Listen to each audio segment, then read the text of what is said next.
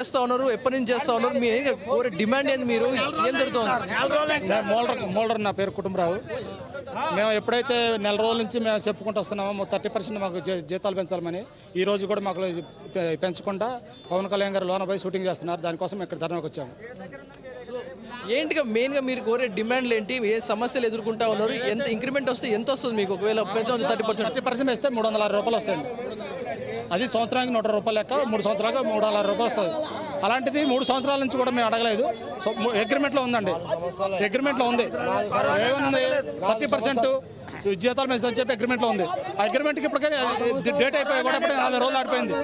అయినా కూడా ఈ రోజుకి పవన్ కళ్యాణ్ గారు వచ్చాడా షూటింగ్ చేస్తున్నారు. శివనగర్ గేట్ ముందు మేము ధర్నా చేస్తున్నాం. ఆలోచించిన వర్కరము ఒక తాపీ మేస్త్రి వచ్చి ఉదయం 10 గంటలకు వెళ్ళి 5 గంటల వరకు అటు తెచ్చుకుని 1000-2000 రూపాయలు. మేము ఉదయం తెల్లవచ్చు 4 గంటలకు వెళ్ళి రాత్రి 10 అవ్వచ్చు, 12 అవ్వచ్చు, 2 అవ్వచ్చు, 3 అవ్వచ్చు, అక్కడే ఉంటాం, అక్కడే చేస్తాం. సేవలు మొత్తం మావే, అన్ని విధాలుగా మావే. అదే నా పేమెంట్ ఒక నెల మొత్తం చేస్తే పేమెంట్ వచ్చేది 2 నెలలకి 3 నెలలకి. అదే డబ్బులతో తినాలి, ఉండాలి, రూమ్లో చూసుకోవాలి, పిల్లలు పోషించుకోవాలి, అన్ని విధాలు మాది. మేము అడిగేది ఎక్కువ కదా, 30% అడిగాం. దాని గురించి ఎందుకు ఇంత ఇబ్బంది? ఇంత విధంగా ఉన్నప్పుడు కూడా ఏం లేదు. ప్రజెంట్ సంవత్సరం అవ్వబోతుకి రూమ్ రెంట్ పెరుగుతుంది, నూనె బిల్ పెరుగుతుంది, స్కూల్ పిల్లలు ఫీజు పెరుగుతున్నాయి. ఇవన్నీ పెరిగినప్పుడు సంవత్సరం అడగలేదు కదా, 3 సంవత్సరాలు అడిగాం. ఎంత అడిగాం? 30% అడిగాం. అంటే సంవత్సరం 10% 30% అడిగాం. ఎక్కువ అడగలేదు. సో అది ఇవ్వడానికి ఎందుకు ఇబ్బంది? అలా ఆల్రెడీ చెప్పారు 30% ఇస్తాను 3 సంవత్సరం తర్వాత అని. మరి అప్పుడు ఇచ్చిన హామీ ఇప్పుడు ఎందుకు తిరిగిపోయింది? ఇప్పుడు కూడా చేయాలి కదా హామీ. మేము అడిగిన మీరు బయట ధర్నా చేస్తున్న విషయం లోపల పవన్ కళ్యాణ్ గారికి తెలుసా? తెలిసి కూడా లోపల ఉన్నారు. ఆయనకి తెలియదు. ఆయనకి తెలిసి ఉంటే ఇంతవరకు రాదు. ఆయన తెలుసుంటే ప్రజలు కోరి వెచ్చు కాబట్టి ఆయన ఆ విధంగా చేయడు. ఆయన తెలియదు కాబట్టే ఇంతవరకు వచ్చింది. ఆయన తెలిస్తే కన్ఫర్మ్ గా ఆపుతారు. ఆయనకి తెలియదని మేము అనుకుంటున్నాము. తెలియదు. ఒకవేళ తెలిస్తే మా ఆయన దయించి ఆయన వచ్చి షూటింగ్ అవుతూనే ఉందా లోపలికి? సాంగ్స్ వినిపిస్తుంది, లాన్ సాంగ్స్ వినిపిస్తుంది, జరుగుతుంది లేదని మనకు తెలియదు. లాన్కి వెళ్ళలేదు కాబట్టి లాన్ సాంగ్స్ జరుగుతున్నాయి. సో దాని గురించి మనం చేయాలి. మేము ఎక్కువ అడగలేదు. ఉదయం 5కి వెళ్ళి ఉదయం 4కి వెళ్ళి నైట్ 2-3 గంటల వరకు కష్టపడుతున్నాం. మేము ఎక్కువ అడగలేదు. 30% అంటే 300 రూపాయలు అండి, అంతే. 300 రూపాయలు.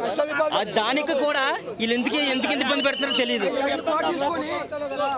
మీకు ఎంత వేతనాలు పెంచాలని మీరు డిమాండ్ చేస్తారు? ఎప్పటి నుంచి ధర్నా చేస్తారు సార్? ఇక్కడ పరిస్థితులు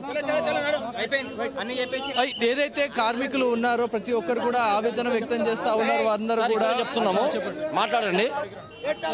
ఏదైతే ధర్నా జరుగుతుందో పోలీసులు అయితే వారికి సాయంత్రం వరకు టైం ఇవ్వడం జరిగింది. వారితో మాట్లాడే ప్రయత్నం చేస్తారు. ఇక్కడ వాల్యూ ఆఫ్ ద క్యారెక్టర్కి వాల్యూ ఇస్తున్నారు. అంటే ఇక్కడ హీరోలకి కోట్లు ఇస్తున్నారు. కష్టపడేవాడికి 700-800 కూడా ఇస్తలే. అంటే 40 కోట్లు తీసుకున్న హీరో అని పబ్లిసిటీ చేస్తున్నారు మీడియాలో.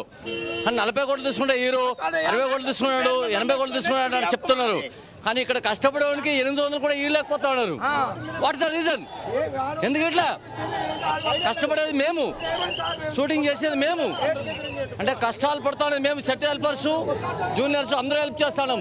కానీ ఇంకోటి, మీరంతా కోట్లు తీసుకుంటా ఉన్నారు. మీకు క్యారీ వ్యాన్లు కావాలా?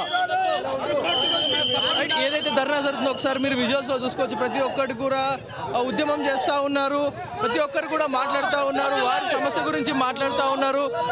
మీరు సమస్య మెయిన్ మాట్లాడేది ఏంటంటే ఏం చెప్తా ఉంటారు? ఒకసారిగా ఉద్యుత వాతావరణం అందరు కూడా వారితో మాట్లాడుతున్నారు. మీరు ఏమంటారు? ఏ సమస్య ఏంటంటే ఎప్పుడు పరిష్కారం అవుతుంది సార్? ఆల్రెడీ మాకి 30% పెంచుదామని చెప్పి 12-13 సంవత్సరాల ముందు మాట ఇచ్చారు సార్.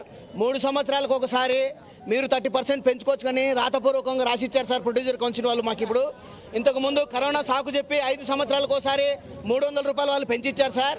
ఇప్పుడు ఆల్రెడీ 3 ఇయర్స్ అయిపోయింది, 6 మంత్స్ కూడా ఎక్కువైంది సార్. వాళ్ళు రాతపూర్వకంగా రాసిచ్చిన తర్వాత కూడా ఇప్పుడు 5% పెంచుతాం, 10% పెంచుతామని చెప్పి తప్పుడు మాటలు చెప్తున్నారు సార్. ఇప్పుడు మాకు తెలియకుండా ఒక 10 కంపెనీలు మాత్రం 30% పెంచుతామని మాట ఇచ్చారు సార్. 30% అయితే ఎంతో కాదు సార్. 30% అయితే 300 పెరుగుతుంది సార్ మాకు. అంతే 30% అంటే 300 పెరుగుతుంది అంతే. మాకే అంతకుమించి ఎక్కువ ఏం పెరగదు సార్.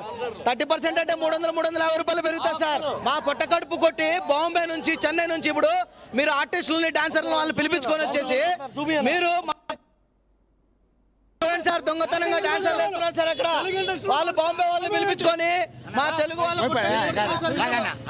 చూపించండి. ఒక క్షణం అన్న, ఒక క్షణం చెప్తాను విజువల్ చూపాను. ఒక క్షణం, ఒక క్షణం అన్న అన్న, ఒక క్షణం అన్న. మొన్న మేము అవుట్డోర్ సినిమాకి వెళ్ళండి, బోయపడితే బాలకృష్ణ సినిమాకి వెళ్ళామండి. ఇప్పుడు కూడా మాకు పేమెంట్ రాలేదండి, తెలుసండి.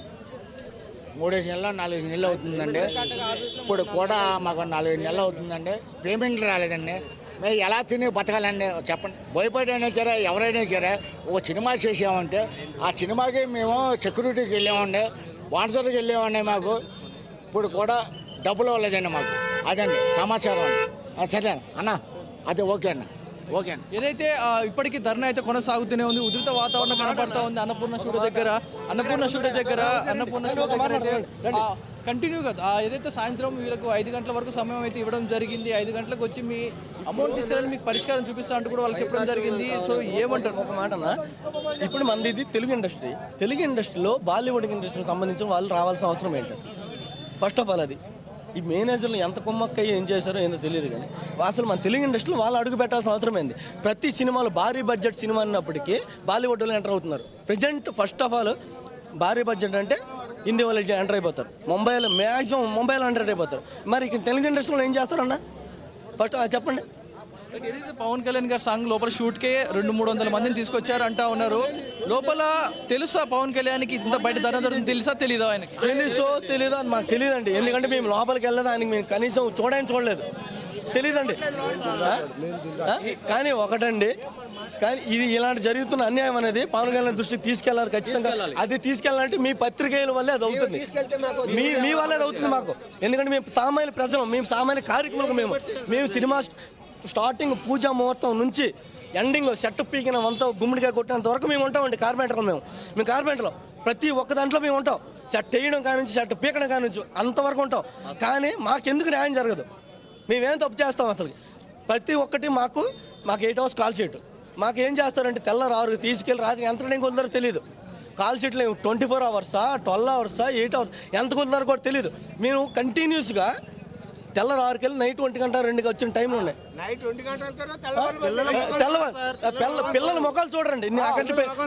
ఇప్పుడు నాకంటే నేనంటే ఇప్పుడు బ్యాచులర్, నాతోటి ఇంకా కార్పెంటర్లు ఉన్నారు, వాళ్ళ ఫ్యామిలీస్తో ఉన్నారు. పిల్లల ముఖాలు చూడరు, వారాలు కొలిది నెలలు కొలిది పిల్లల ముఖాలు చూడరు. సినిమా కోసం అంత కష్టపడతారు. కానీ వాళ్ళకైనా కూడా హీరో దృష్టికి తీసుకెళ్ళి, పవన్ కళ్యాణ్ దృష్టికి తీసుకెళ్ళి ఆయన దృష్టికే తీసుకెళ్ళాలి. ఫస్ట్ ఆఫ్ ఆల్ ఆయన దృష్టికే తీసుకెళ్ళాలి, ఇంకెవరి దృష్టికి తీసుకెళ్ళి అవ్వదు పని అది.